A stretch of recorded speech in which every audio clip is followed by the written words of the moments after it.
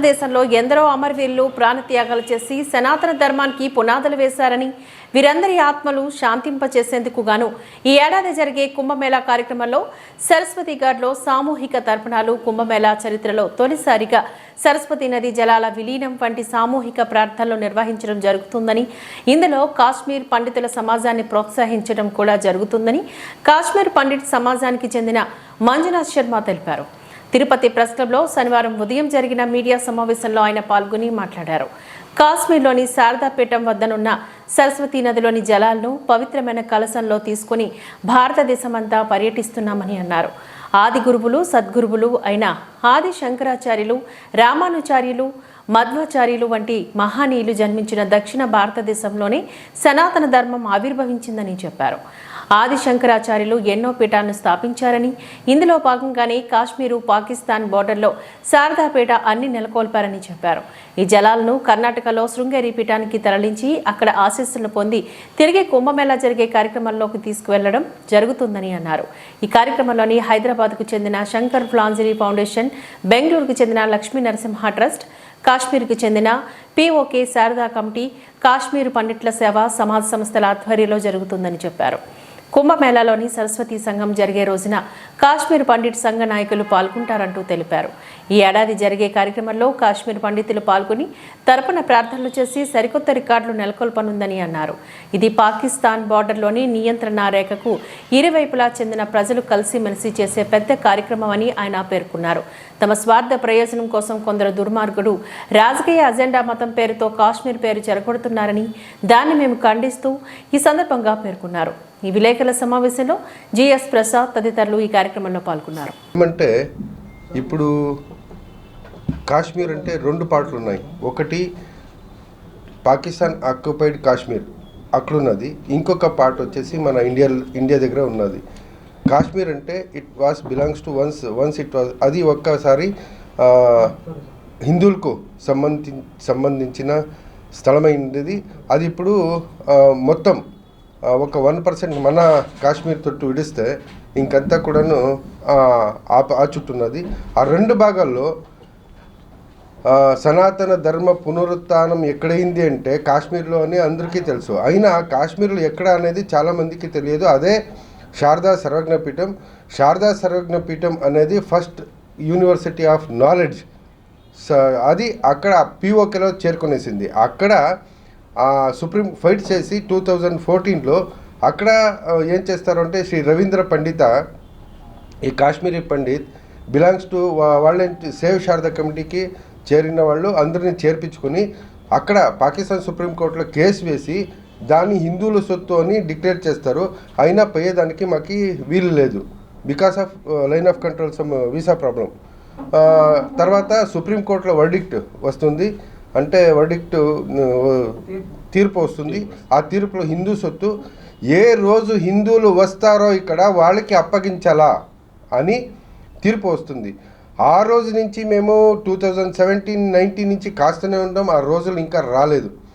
దుర్దైవం ఏమంటే అక్కడ తర్వాత ప్రొటెక్షన్స్కి అప్లికేషన్స్ పెట్టాము. అక్కడంతా ఎన్క్రోచ్మెంట్ అయింది, హోటల్స్ చేసినారు, రెస్టారెంట్స్ చేసినారు, నాన్ వెజ్ చేస్తూ ఉన్నారని దాన్నంతా అక్కడ ప్రభుత్వం లోకల్ ముస్లిం సపోర్ట్స్ తీసుకుని దాన్నంతా స్టాప్ చేసి దాన్ని ఇట్ వాస్ హ్యాండెడ్ ఓవర్, అంటే అక్కడ ఆర్కియాలజికల్ సర్వే ఆఫ్ పాకిస్తాన్కు సురక్షితంగా చూసుకోవాలని కోర్టు ఆర్డర్ సూచన ద్వారా ఇప్పుడు వాళ్ళ కంట్రోల్లో ఉంది. వాళ్ళ స్టాఫ్ని వేసి దాన్ని సంరక్షణ చేస్తూ ఉన్నారు. ఇంత ఈ జన్మంలో అంటే ఈ జనరేషన్లో అయింది. ఇప్పుడు శారదా సర్వజ్ఞ పీఠానికి ఎలా అంత మహత్వం అంటే మనకి ఇంతవరకు ఇన్ఫర్మేషన్ యాక్సెస్ ఉండలేదు. ఇప్పుడు ఫోన్లు వచ్చేసాయి, మొబైల్ వచ్చేసాయి, కాంటాక్ట్ నెంబర్స్ వచ్చేసాయి.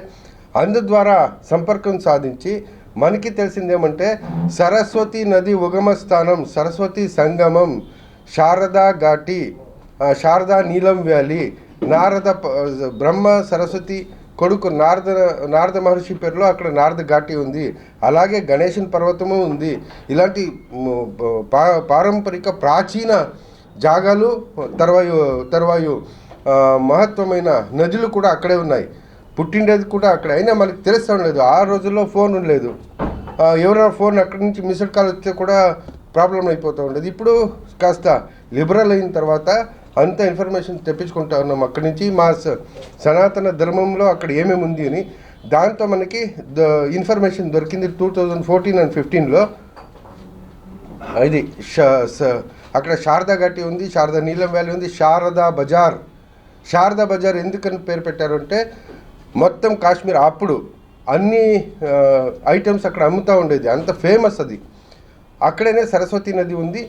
ఇప్పుడు ఇండియాలో అగోచరం అది, మనమంతా వినింటాం ఏజ్డ్ పర్సన్తో. ఎక్కడెక్కడ సంగమం ఉంది అక్కడంతా 2 నదులు కండ్లకి కనబడితే ఇంకొక నది కండ్లకి కనబడదు, అగోచరం, లోపల నుంచి పోతుంది అంటారు. ఇప్పుడు అక్కడి నుంచి జలం తెప్పించినాము, స్పెషల్ అరేంజ్మెంట్స్ చేసుకుని జలం తెప్పించినాం. Last time, this is not first time, last time Ayodhya కూడా తెప్పి ఇచ్చింటిమి. అక్కడ స్వామివారికి కుంభాభిషేకంలో వాడినారు. అయోధ్యలో స్వామి భూమి పూజన అయినప్పుడు శారదా సర్వగ్రం పీఠం నుంచి మృత్తిక అంటారు కదా, మృత్తిక తీసుకొచ్చి ఇచ్చినాము. అలాగే ఇప్పుడు జరగబోయే మహాకుంభమేళ 12 years once. దీనికి ముందు మనమంతా వినింటాం, ఎన్నో మాటలు కుంభమేళాలు నడిచినాయి. అప్పుడు గంగా యమున ఇద్దరు మాత్రమే చూస్తూ ఉంటుంది, సరస్వతి చూసేకైతే ఉండలేదు. ఇప్పుడు ఇక్కడ చూస్తూ ఉండేది ఇది సరస్వతి నది జలం, సింధు నది జలం. సింధు కూడా అక్కడే ఉన్నది. ఆ 2 జలాల్ని Seva Sharada committee, Kashmir Sevak Samaj, SLN trust, Shankara ప్లాంజరీ హైదరాబాద్ వాళ్ళు, తర్వాత వీళ్ళంతా చేరి తెప్పించిచ్చినారు. ప్రప్రథమంగా ఇక్కడి నుంచి అది యాత్రలో బై రోడ్ అయిపోతుంది, నడుచుకొని పోలేము, బై రోడ్ దీని నుంచి తీసుకుపోయి అక్కడ అఘోరీ బాబాలు, నాగబాబాలు, ముఖ్యంగా మన దక్షిణ భారతం సాధు సంతులు అంటే శృంగేరి మఠం వాళ్ళు, కంచి మఠం వాళ్ళు రావచ్చు. అలాంటి చాలా మఠాధీశులు వస్తారు. వాళ్ళకంతా చూపించేసి మొదలు స్నానం చేసేదానికి ముందు దీన్ని వాళ్ళ ద్వారానే సమర్పిస్తాం నదికి, సంగమంకి. అప్పుడు 2 నదుల జతలో 3వది కలిసినట్టాయా. ఇంతవరకు అలాంటిది లేదు, ఇదే first time in the history. ఈ అమ్మగారు తల్లి పోయి ఆంధ్ర మూలం నుంచి పోయి అక్కడ అందరికీ పుణ్యం దొరుకుతుంది. ఆ పుణ్య కార్యానికి అవకాశం ఇచ్చిన తెలుగు బిడ్డలకు నా ధన్యవాదాలు చెప్తాను స్వామి.